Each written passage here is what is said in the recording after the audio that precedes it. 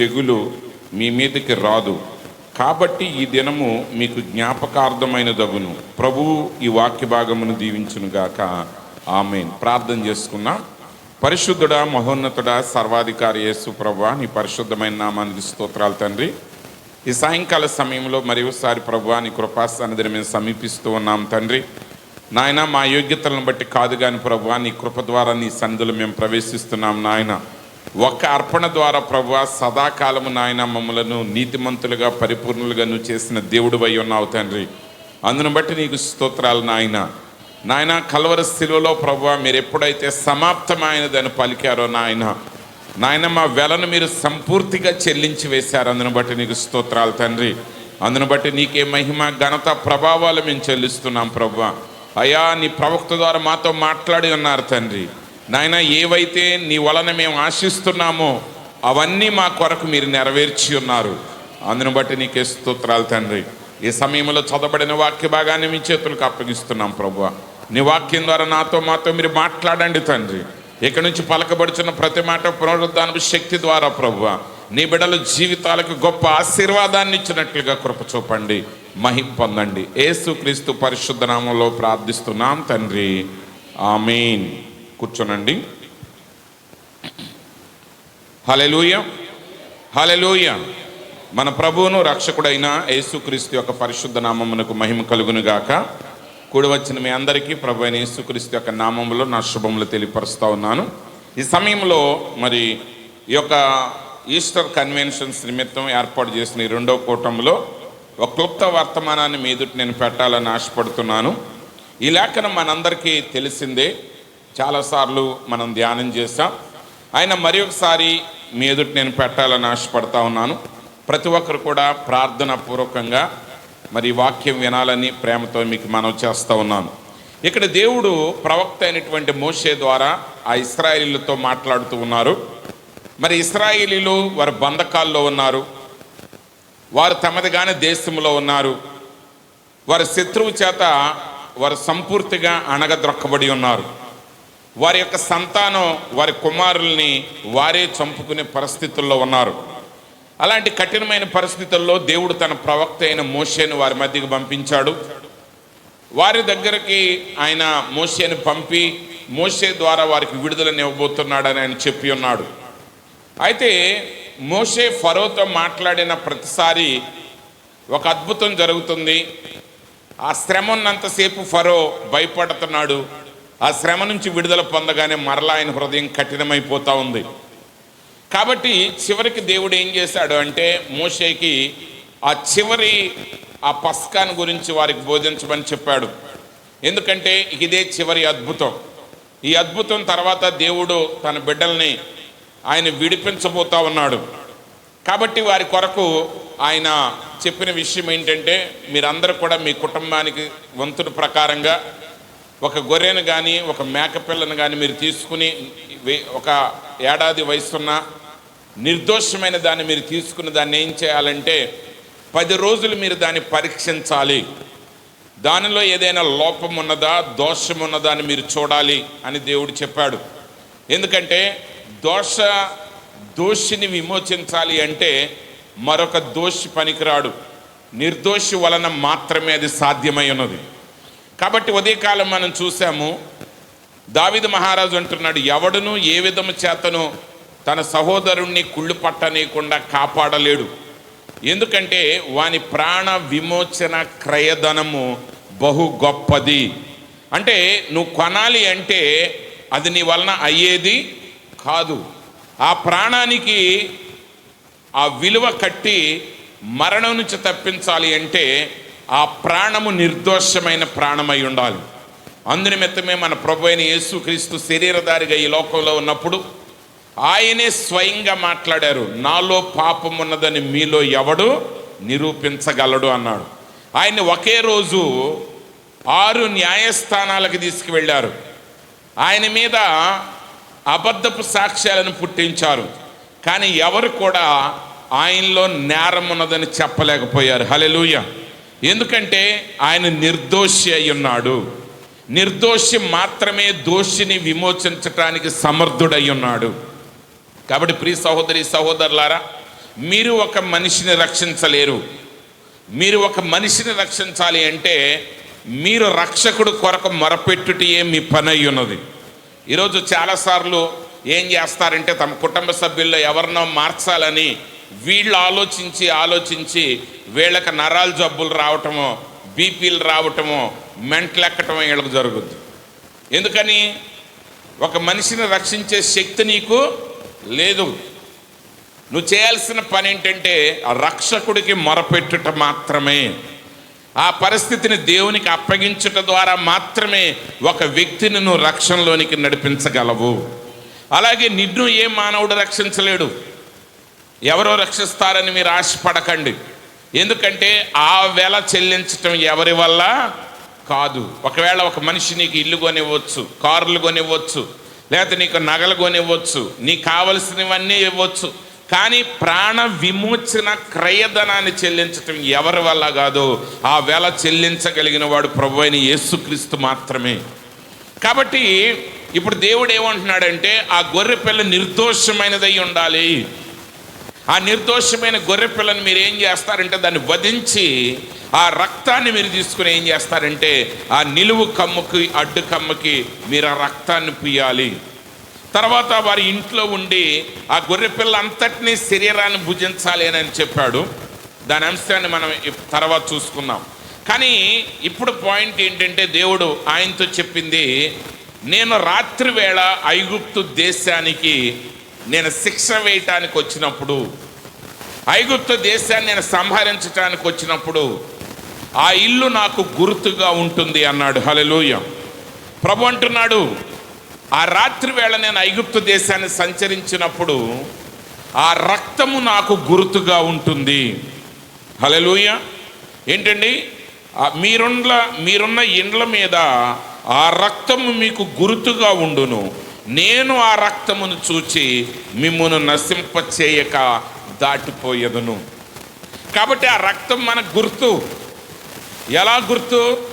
చాలా జాగ్రత్తగా గమనించండి. ఇక్కడ రెండు విషయాలు ఇక్కడ ఈరోజు మనం గ్రహించాలి. మొదటిది ఏంటంటే ఒక పని కంప్లీట్ చేసిన తర్వాత దాన్ని వాళ్ళు గుర్తుపెట్టుకోవాలి. ఒక ఐగుప్తుడి ఇంటికి వెళ్ళాడు. ఆ ఐగుప్తుడి యొక్క జ్యేష్ఠుడిని హతం చేశాడు సంహారపు దూత. ఆ ఇంట్లో ఉన్న జంతువు జ్యేష్ఠ సంతానం అయితే దాన్ని ఆయన హతం చేశాడు. ఆ పనంతా ఆయన కంప్లీట్ చేసిన తర్వాత దాని మీద ఒక గుర్తును ఆయన పెట్టుకుంటాడు. లేకపోతే మరలా వచ్చినప్పుడు ఏమవుద్ది? ఇప్పుడు మీరు ఇంటి పన్ను కట్టేస్తారనుకోండి, మీకు రిసిప్ట్ ఇస్తారు. ఎందుకని? ఆయనకి గుర్తుండదు. రోజు గుర్తుండదు అంటారా? గుర్తుండదు. ఒకవేళ మర్చిపోయి మరలా ఆ లిస్టులో నీ పేరు కొట్టే మీ దగ్గరికి వచ్చాడు అనుకోండి, మీరు ఇంటి పన్ను కట్టాలంటే అప్పుడు మీరు రిసిప్ట్ చూపిస్తారు. అయ్యా ఇదిగో పలానా తారీఖు నేను కట్టేశానండి అంటే, ఓహో నేను పొరపాటు జరిగిందని ఆయన లిస్టులో దాన్ని కొట్టేసుకుని వెళ్ళిపోతాం. ఇప్పుడు దేవుడు ఆ ఇంటి మీద గుర్తు పెట్టుకుంటున్నాడు. అయితే ఇశ్రాయేలీలో ఉన్న ఇంటి దగ్గరికి వచ్చేసరికి ఏమైందంటే ఆ గుర్తు ఆల్రెడీ అక్కడికి వచ్చేసింది.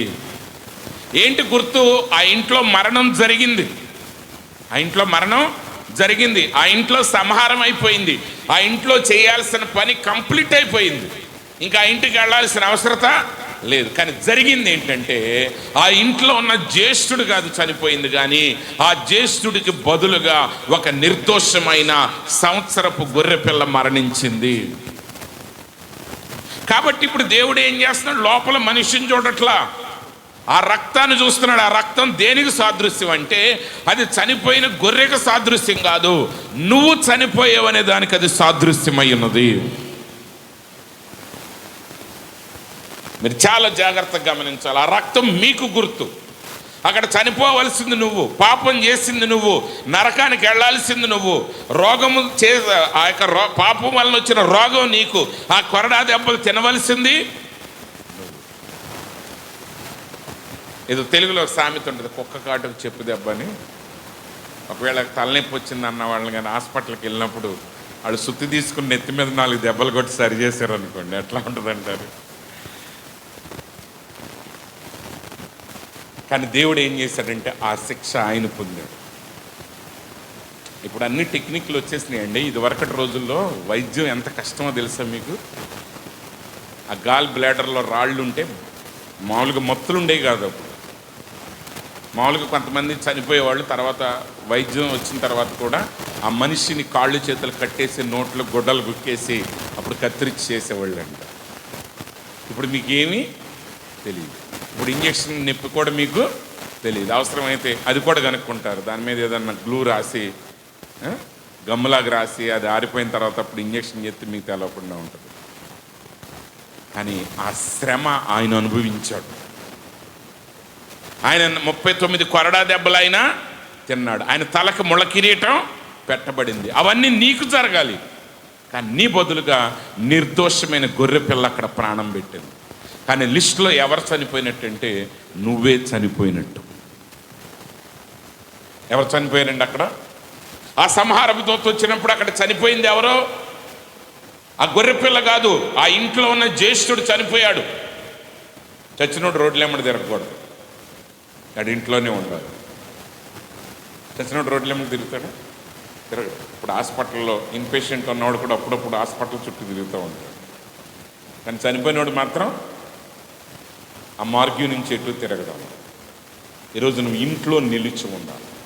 అంటే ఆ రక్తం దేనికి సాదృశ్యం అంటే నువ్వు చనిపోయావు, నువ్వు చనిపోయావు. అయితే ఆ రక్తాన్ని చూసి నేను దాటిపోతాను అన్నాడు. పస్కా అంటే పాస్ ఓవర్, దాటి వెళ్ళుట. అయితే పస్కాకి ఇంకొక అర్థం ఉంది. ఆ అర్థం ఏంటంటే టు ఓవర్. చాలామంది దాటిపోవటం అనుకుంటారు. అయితే ఇంకొక అర్థం ఏంటంటే పస్కా అంటే దాన్ని ఆయన ఆవరిస్తున్నాడు. హల్లెలూయా. ఆ రక్తం ఏ ఇంటి మీద అయితే ఉన్నదో ఆ ఇంటిని శిక్షించకుండా దాటిపోవటం మాత్రమే కాదు, కానీ ఆ ఇంటిని ఆయన ఏం చేస్తున్నాడంటే ఆ ఇంటి చుట్టూ ఆయన ఆవరించుకుంటున్నాడు. హల్లెలూయా. అంటే ఒక బిడ్డని ఆ తల్లి తన కౌగిట్లోనే తీసుకున్నట్లు, లేదా ఆ తండ్రి ఆ బిడ్డను కౌగిట్లోనే తీసుకున్నట్లు ఆ రక్తం ఉన్న ఇంటిని ఆయన ఏం చేస్తున్నాడంటే ఆయన తన యొక్క కౌగిట్లోనికి తీసుకుంటున్నాడు. ఆయన దాని మీద అల్లాడుచున్నాడు. ఈ మాట మరొక చోట ఎక్కడ ఉందంటే ఆదికాండం 1వ అధ్యాయం, ఆదికాండం 1వ అధ్యాయం 1వ వచనం నుండి. ఆదియందు దేవుడు భూమి ఆకాశములను సృజించెను. భూమి నిరాకారముగాను శూన్యముగాను ఉండెను. చీకటి అగాధ జలము పైన కమ్మి ఉండెను. దేవుని ఆత్మ జలముల పైన అల్లాడుచుండెను. దేవుడు వెలుగు కమ్మని పలుకుగా వెలుగు కలిగెను. ఇప్పుడు భూమి నిరాకారంగా శూన్యంగా ఉన్నది. ఈ భూమి మీద ఏమున్నదంటే అగాధ జలములు ఉన్నాయి. ఈ అగాధ జలముల పైన ఇప్పుడు ఏం కమ్మి ఉన్నది? చీకటి కమ్మి ఉన్నది. ఈరోజు ప్రజల మీద ఏం కమ్మి ఉన్నది? చీకటి కమ్మి ఉన్నది. ఈరోజు ప్రతి కుటుంబంలో ఏమున్నది? చీకటి కమ్మి ఉన్నది. భార్యాభర్తల మధ్య సంబంధాలు లేవు, తల్లిదండ్రులకి పిల్లల మధ్య సరైన సంబంధాలు లేవు, పిల్లలకి తల్లిదండ్రులకి మధ్య సరైన సంబంధాలు లేదు, అన్నదమ్ముల మధ్య సంబంధాలు లేవు. కుటుంబాలన్నీ ముక్క చెక్కలైపోయి ఉన్నాయి. ఎవరికి వారు నాకు ఇష్టం వచ్చిన రీతిగా నేను జీవించాలనుకుంటున్నారు.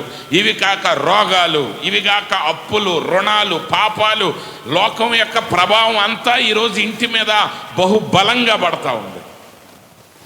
ఎక్కడ చూసినా చీకటి ఆవరించి ఉన్నది. వెలుగు ఎక్కడైనా కనపడుతుందా? ఏ ఇంట్లోనైనా చీకటి ప్రభావమే ఎక్కువగా ఇళ్లలో కనబడతా ఉంది. భూమిని చీకటి కమ్మింది. ఆ అగాధ జలముల మీద చీకటి కమ్మింది. ఆ చీకటి యొక్క ప్రభావమే ఆ ఇంటి మీద పనిచేస్తూ ఉంది. చర్చికి వచ్చేవాళ్ళు ఇళ్లలోని పనిచేస్తుంది ఆ చీకటి, రానోళ్ళు ఇళ్లలోని పనిచేస్తుంది. రానోళ్ళు మనమేం అనకూడదు, పక్కన పెట్టేయండి. కానీ నువ్వు పెద్ద భక్తులుగా సిద్ధాంతాలు బోధలు చేస్తూ ఉన్నావు, కానీ కుటుంబాల మీద సాతాను ఏలుబడి అలాగే ఉంది. అయితే దేవుడు దాన్ని విడిచిపెట్టలేదు. కానీ దేవుని ఆత్మ జలముల పైన అల్లాడుచు ఉన్నది. ఆ అల్లాడుచు అనే దాన్ని ప్రవక్త ఏమన్నాడంటే ఆ కోడి గుడ్ల మీద తల్లి పొదుగుతూ ఉన్నది రీతిగా ఆ దేవుని ఆత్మ ఏం చేస్తుందంటే ఈ చీకటి ప్రభావానికి లోనైన ఆ కుటుంబాన్ని అలా విడిచిపెట్టట్లేదు. కానీ ఆ ఇంటి మీద ఆయన ఏం చేస్తున్నాడంటే తన ప్రభావాన్ని చూపటానికి ఆయన దాని మీద ఆ గుడ్లను పొదుగుతున్న తల్లి కోడి వలె తన రెక్కలను చాపి ఉన్నాడు. అందుకే దేవుని వాక్యం సెలవిస్తుంది, లోబడని పిల్లల వైపు దినమెల్లా నేను చేతులు చాపి ఉన్నాను. ఈరోజు దేవుడు మనతో మాట్లాడుతున్నాడు. ఈరోజు నెరవేరే ప్రవచనాలన్నీ అవన్నీ మనకు ఒక హెచ్చరికలై ఉన్నాయి. దేవుడు మనకు ఒక సమయాన్ని ఇస్తున్నాడు. ఆ సమయాన్ని మనం లోకంలో కాదు కానీ ఆ సమయాన్ని ఉపయోగించుకుని మన అంతరంగాన్ని మన జీవితాన్ని మనం సరిచేసుకోవలసిన వారమై ఉన్నాం. ఆ వాక్యాన్ని అప్లోడ్ చేశాను చూడండి. రక్తము వెనక సిద్ధపడుట. నువ్వు ఆ రక్తానికి లోపలున్నావా వెలపలున్నావా అనేది అదే నీ జీవితాన్ని నిర్ణయిస్తుంది. నువ్వు రక్తం వెలపలు ఉండకూడదు. ఆ రక్తం పూయబడిన ఇంటి లోపల నువ్వు ఉండి ఆ గొర్రె పిల్లను నువ్వు భుజించాలి. ఆ రోజు దేవుడు ఇశ్రాయేలీయులని దాటిపోవటం మాత్రమే కాదు, వారి మీద ఆయన ఆవరించాడు. ఆయన శక్తి వారి మీద ఆవరించింది. ఆ పరిశుద్ధాత్మ శక్తి వారి మీద ఆవరించింది. ఆ జీవము వారిలో ఆవరించింది. కాబట్టే ఆ ఇంటిలో ఉన్న వారి అందరి శరీర సంబంధమైన ప్రతి లోపము తెల్లవారేసరికి సంపూర్తిగా తీయబడింది. బైబిల్ చెప్తుంది, వారిలో రోగులైన వారు ఎవరో లేరు, వారిలో బలహీనులు ఎవరో లేరు, వారిలో తూలి తొట్టిల్లిన వారు ఎవరో లేరు. ఎందుకని? వారి రక్తము వెనక ఆ గొర్రె పిల్లను భుజిస్తూ తాము సంపూర్తిగా సిద్ధపడ్డారు. ఈరోజు గొర్రె పిల్ల వివాహోత్సవ సమయం వచ్చి ఉన్నది. ఆ పెండ్లి విందుకు పిలువబడిన వారు ధన్యులు. ఈరోజు వాక్యం దగ్గరికి దేవుడు నిన్ను పిలుస్తున్నాడు. ఈ కాలం యొక్క వర్తమానమే నీకు ఇవ్వబడిన పెండ్లి విందై ఉన్నది. ఈ వాక్యాన్ని నువ్వు భుజిస్తా ఉన్నప్పుడు, ఆ పరిశుద్ధాత్మ నీ మీద పనిచేస్తా ఉన్నప్పుడు నీలో ఉన్న ప్రతి లోటునేది సరిచేస్తుంది. ఒకవేళ నీలో ఉన్న లోటు సరవట్లేదంటే అర్థం ఏంటంటే నువ్వు లోపల ఉన్నావని నువ్వు భ్రమపడుతున్నావు, కానీ నువ్వు బజార్లమ్మట తిరుగుతున్నావు. ఈరోజు అనేక మంది క్రైస్తవులు ఇంటర్నెట్ వెనకాల తిరుగుతున్నారు, బ్రాడ్బ్యాండ్ వెనకాల తిరుగుతున్నారు. వారి లోపల ఆ పరిశుద్ధాత్మ శక్తికి తమను లోబర్చుకొనుచు ఆ వాక్యాన్ని భుజిస్తూ ఆ వాక్యం ద్వారా ప్రతి లోటుని సరి చేసుకునే విధానం వారికి లేదు. ఉన్నదా? ఏం చేస్తున్నారు మరి? ఏదన్నా మాట్లాడమంటే ఏదో పెద్ద పెద్ద మాటలు మాట్లాడతారు. దేవుడు పాపుల్ని అన్నాడు అసహించుకోలేదు. ఆయన యేసుప్రభు తిట్టిందంతా వేషధారుల్ని తిట్టాడు. యేసుప్రభు ఎవరిని తిట్టాడండి? అరే మందమతులారా, గుడ్డోళ్ళారా, కళ్ళేనోళ్ళారా అని తిట్టాడు. సర్పసంతానం అని తిట్టాడు. ఎవరిని తిట్టాడు? ఆయన భక్తుల వేషం వేసుకున్న భ్రష్టుల్ని తిట్టాడు. కారణం ఏంటి? వాళ్ళ రక్తాన్ని కొంతమంది పూసుకుని, అంటే అలాంటి సిచ్యువేషను రియల్ పస్కాలో ఎలా జరిగిందో బైబిల్ చెప్పట్లేదు, కానీ ఈ కాలం ఎలా ఉందంటే రక్తం పూసుకుని బయటకు వచ్చి రోడ్లు ఎమ్మడి తిరుగుతున్నారు. కానీ నువ్వు ఎక్కడ నిలిచి ఉండాలి? లోపల నిలిచి ఉండాలి. ఎందుకంటే ఆయన నీ మీద ఆవరిస్తున్నాడు. దేవుడు ఆ ఇంటిని దాటిపోవట్లేదు. ఈ ఎంటర్డ్ దెమ్, ఆయన ఇంట్లో ప్రవేశిస్తున్నాడు. He hovered over them like a shield. దేవుడు ఒక కవచంలాగా ఇంటి మీద ఆవరిస్తున్నాడు. He stood guard as death swept through Egypt. మరణము ఐగుప్తు దేశాన్ని ఊడ్చుకుంటా వెళుతున్నప్పుడు ఆయన ఎలా నిలబడ్డాడంటే ఒక కావలివానిగా నిలబడ్డాడు. Pass over isn't about avoidance. Pass over అంటే, పస్కా అంటే నిన్ను విడిచి వెళ్ళిపోవటం కాదు. It's about presence. అంటే ఆ పస్కా దినమున ఆ నిజమైన గొర్రె పిల్ల ఆ ఇంటిలో నిలిచి ఉన్నది. ఈరోజు మన జీవితంలో ఏముండాలి? A God who draws near to protect those marked by his covenant, that same God hasn't changed. దేవుడు ఆ రక్తం యొక్క గుర్తులు కలిగిన గృహాల్లోనికి ఆయన వెళ్ళి ఆ గృహాల్ని కాపాడిన దేవుడు ఇంకా ఈరోజు మార్పు చెందలేదు. ఆయన ఇంకను నీ ఇంటి మీద అల్లాడటానికి, నీ కుటుంబం మీద అల్లాడటానికి, నీ జీవితం మీద అల్లాడటానికి ఆయన సంసిద్ధంగా ఉన్నాడు. నువ్వు నిలిచి ఉండాలి. He still hovers, he still guards, he still enter the homes and lives of those who trust him. ఆయన ఇంకను ఆ ఇంటి మీద అల్లాడుతూ ఉన్నాడు, ఇంకను ఆయన కాపాడుచున్న దేవుడై ఉన్నాడు. ఎవరైతే ఆయన యందు విశ్వాసం ఉంచుతున్నారో వారి ఇంటిలోనికి వచ్చి ఆయన నివసించే దేవుడై ఉన్నాడు. కాబట్టి ఉదయకాలం మనం చూసాం, ఇట్స్ ఫినిష్డ్, అది సమాప్తమైంది. ఆ మాట తీసుకున్న రోడ్లెమ్మడి తిరగటం కాదు. ఈరోజు క్రైస్తవులు నేను మాట్లాడకూడదు కానీ, ఎందుకంటే క్రైస్తవులు అంటే నిజమైన క్రైస్తవుల గురించి కదా నేను మాట్లాడేది. సంఘానికి కేవలం మాట వరుసకు హాజరయ్యే క్రైస్తవులు, ఏదో భౌతికమైన లబ్ధి కోసం వచ్చే క్రైస్తవులు, ఏదో పేరుకు మాత్రమే క్రైస్తవులు అనేవాళ్ళు చాలా ఘోరమైన భ్రష్టమైన జీవితాలు జీవిస్తున్నారు. ఎందుకంటే చీకటి ప్రభావానికి వారు లోనయ్యారు. అయినా కలవరం లేదు, ఇంకను ఆ గొప్ప వెలుగు నీ మీద ప్రకాశించుతానే ఉన్నది. నీ హృదయాన్ని ఆయన వైపు తిప్పినట్లయితే, నువ్వు మారు మనసు పొందినట్లయితే, ఆయన సన్నిధికి నువ్వు వచ్చినట్లయితే, ఆయన నీ జీవితాన్ని మార్చడానికి సిద్ధంగా ఉన్నాడు. ఎందుకంటే ఆ రక్తం, యేసుక్రీస్తు యొక్క రక్తం ఆయన మరణానికి మాత్రమే సాదృశ్యం కాదు, అది నీ మరణానికి సాదృశ్యమై ఉన్నది. నువ్వు చేయవలసిన పనంతటా ఆయన చేసి వేశాడు. ఇప్పుడు నువ్వు చేయాల్సిందేంటి? గలతీయులకు రాసిన పత్రిక 2వ అధ్యాయం 20వ వచనం చెప్తుంది, జాగ్రత్తగా వినండి. గలతీయులకు రాసిన పత్రిక 2వ అధ్యాయం 20వ వచనం, నేను క్రీస్తుతో కూడా సిలువ వేయబడి ఉన్నాను, ఇకను జీవించువాడను నేను కాను, క్రీస్తే నా యందు జీవించుచున్నాడు. నేను ఇప్పుడు శరీరమందు జీవించుచున్న జీవితము నన్ను ప్రేమించి నా కొరకు తన్ను తాను అప్పగించుకొనిన దేవుని కుమారుని యందలి విశ్వాసము వలన జీవించుచున్నాను. ఆ రోజు గొర్రెపిల్ల ఆ ఇంటి వ్యక్తి కోసం మరణించింది. చనిపోవలసిన వాడు ఆ ఇంటి యజమానుడు, కానీ యజమానుడికి బదులుగా గొర్రెపిల్ల చనిపోయింది. కానీ గొర్రెపిల్ల యొక్క జీవం మనిషిలోనికి రాలేదు. అందునిమిత్తమే ఎడ్ల యొక్క రక్తం, మేకల యొక్క రక్తం, కోడెల యొక్క రక్తం, అన్ని మతాల్లో రక్త బలులు ఉన్నా అవి ఏవి ఏ మానవుణ్ణి మార్చలేకపోయి. ఎందుకంటే ఆ బలి అర్పణ పశువు యొక్క ప్రాణము మనిషిలోనికి రాలేదు. అదే ప్రవక్త చెప్పారు. కానీ యేసుక్రీస్తు, నిజమైన దేవుని గొర్రెపిల్లని యేసుక్రీస్తు, ఆయన మన బదులుగా మరణించినప్పుడు ఆయన యొక్క జీవము మానవుల్లో ప్రవేశించగలదు. అపోస్తలుడైన పౌలు అంటున్నారు, నేను చనిపోయాను.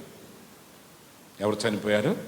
నేను చనిపోయాను. నేను క్రీస్తుతో కూడా సిలువ వేయబడి ఉన్నాను, ఇకను జీవించువాడను నేను కాదు, క్రీస్తే నా యందు జీవించుచున్నాడు. నువ్వు జీవించావా? నువ్వు జీవించే జీవితం మరణానికి తీసుకుపోతుంది. నువ్వెంత మంచివాడివైనా, ఎంత చెడ్డవాడివైనా, నీ జీవము నిన్ను నరకానికే తీసుకుపోతుంది. కానీ పౌలు గారు అంటున్నాడు, ఇప్పుడు జీవించేది నేను కాదు. ఎవరు జీవిస్తున్నారంటే నా కొరకు ప్రాణం పెట్టిన నా యేసు నాలో జీవిస్తున్నాడు. ఇప్పుడు ఆ గొర్రె పిల్ల అతని బదులుగా మరణించింది. ఇప్పుడు ఆ గొర్రె పిల్ల యొక్క శరీరం వాళ్ళు ఏకమవుతున్నట్లుగా ఈరోజు క్రీస్తు మన కొరకు మరణించాడు, ఆయన నెరవేర్చాడు. మన శిక్ష అంతటినైనా నెరవేర్చాడు, మన రుణమంతటినైనా చెల్లించాడు, మన విమోచన క్రయధనాన్ని కంప్లీట్గా అయినా చెల్లించివేశాడు. అందునిమిత్తమే పెంతుకోస్తు దినాన ఆ పరిశుద్ధాత్మ 120 మంది కంటే ఎక్కువ మంది కూడుకున్నప్పుడు వారిలోనికి వచ్చింది. ఎందుకంటే ఆ పరిశుద్ధాత్మ అనేది మరెవరో కాదు కానీ యేసుక్రీస్తే నీలో నివసించుటయే పరిశుద్ధాత్ముడై ఉన్నాడు. కాబట్టి మనం చనిపోయాము, లోకానికి పాపానికి మనం చనిపోయాం. ఇప్పుడు మనం చేయాల్సింది ఏంటంటే వాక్యములో నిలిచి ఉండాలి. ఆయన మన మీద అల్లాడుచు ఉండగా ఆయన రెక్కల క్రింద మనం ఉండాలి. ఆ పొదుగు, ఆ కోడిపెట్ట పొదిగేటప్పుడు దాని లోపల ఉన్న గుడ్లు మాత్రమే పిల్లలుగా మారుతాయి. దాని రెక్కలకు అందకుండా దూరంగా వెళ్ళిపోయి కుళ్ళిపోతాయి. ఏమైపోతాయండి? కుళ్ళిపోతాయి. ఈరోజు కుళ్ళిపోయిన బ్రతుకులుగా ఉండొద్దు. క్రీస్తులోనికి వచ్చి రూపాంతరం చెందిన జీవితాలుగా మీరు ఉండండి. ఎందుకంటే చీకటిని వెలుగుగా మార్చేవాడు ఆయన. చీకటి అగాధ జలముల మీద కమ్మి ఉన్నప్పుడు దేవుని ఆత్మ జలముల పైన అల్లాడుచుండండి. వెలుగు కలుగునుగాక నేను పలుకగా వెలుగు కలిగాను. ఈరోజు నీ కుటుంబం మీద చీకటి ఏలుబడి చేస్తూ ఉండొచ్చు. No problem. యేసుక్రీస్తు యొక్క జీవం క్రిందకి రండి. కుటుంబంలో ఒక్కడు రక్షించబడిన చాలు. నిజంగా ఒక్కడు రక్షించబడితే ఆ ఒక్కడి యొక్క విశ్వాసాన్ని బట్టి యేసు ఆ ఇండ్లంతటిని ఆయన రక్షించే దేవుడై ఉన్నాడు. అందులో ఏ సందేహం లేదు. ఈరోజు మారకపోయినా రేపు మారకపోయినా ఖచ్చితంగా వారందరినీ నీ విశ్వాసం ద్వారా ఆయన మార్చే దేవుడై ఉన్నాడు. ఆ చీకటి ఆ జలముల మీద కమ్మి ఉన్నప్పుడు ఆయన ఊరుకోలేదు, కానీ ఆ చీకటి ఆ జలముల మీద కమ్మి ఉండగానే ఆ చీకటి మీద దేవుని ఆత్మ అల్లాడుచు వెలుగు కలుగునుగా కనపలికింది. కాబట్టి ఈరోజు నీ జీవితాన్ని ఆ పరిశుద్ధాత్మ యొక్క ప్రభావం క్రిందకి తీసుకురా. అక్కడ నిలబడి ఉండి ఆయన ఆత్మ నీలో జీవింపచేయమని నువ్వు అడుగు. నువ్వు పరిపూర్ణుడిగా మారతావు. ఎత్తబాటుకు అనుకూలంగా నువ్వు లోపల రూపాంతరం చెందుతావు. అట్టి కృపా దేవుడు మీ అందరికీ మనందరికీ అనుగ్రహించును గాక. ఆమేన్. God bless you. తలలు వంచండి, ప్రార్థన చేసుకుందాం. మహాగణుడా, మహోన్నతుడా, సర్వాధికారి యేసు ప్రభువా, నీ పరిశుద్ధమైన శ్రేష్టమైన నామానికి వందనాలు, స్తోత్రాలు తండ్రి. ఇంతవరకు నీ వాక్యం ద్వారా నాతో మాతో నువ్వు మాట్లాడినందుకు నీకు స్తోత్రాలు నాయన. అవును ప్రభువా, ఆ రక్తము మాకు గుర్తుగా ఉంటుందని మీరు సెలవిచ్చారు తండ్రి. అవును ప్రభువా, మరణించవలసింది నేను నాయన, కానీ నా బదులుగా నిర్దోషమైన ఆ గొర్రె పిల్ల మరణించింది ప్రభువా. అవును ప్రభువా, శిలువ మరణం పొందవలసింది నేను నాయన, కానీ నా బదులుగా నిర్దోషమైన దేవుని గొర్రె పిల్ల అయిన మీరు మరణించారు తండ్రి. అయ్యా, నీ మరణము ప్రభువా నాయన, నీ మరణము నా మరణాన్ని తప్పించింది నాయన. ప్రభువా, ఇక జీవించేది నేను కాదు ప్రభువా, నాలో మీరే జీవించండి. ఎందుకంటే జీవించవలసిన వాడు నీవై ఉన్నావు. నిశ్చయంగా మా కుటుంబాల్లో మీరు జీవించండి తండ్రి. ప్రతి కుటుంబం మీద ఏలుబడి చేస్తున్న చీకటి ప్రభావాన్ని ప్రభువా నీ పరిశుద్ధాత్మ యొక్క అల్లాడింపుట ద్వారా ప్రభువా దీన్ని మీరు పారద్రోలండి. Let there be light in every family. ప్రతి కుటుంబంలో వెలుగు కలుగును గాక, రక్షణ కలుగును గాక నాయన, మారు మనసు కలుగును గాక, పునరుద్ధానం కలుగును గాక, పరిపూర్ణమైన మార్పు కలుగును గాక. సహాయం చేయండి. విన్న వాక్యం ప్రతి వ్యక్తి యొక్క జీవితంలో నీ పరిశుద్ధాత్మ వెలుగు ద్వారా ప్రత్యక్షపరచబడును గాక. ఆ వాక్యం వారి జీవితాన్ని సంపూర్తిగా మార్చును గాక. సహాయం చేయండి, మహిమ పొందండి. యేసుక్రీస్తు పరిశుద్ధ నామంలో ప్రార్థిస్తున్నాం తండ్రి. ఆమేన్.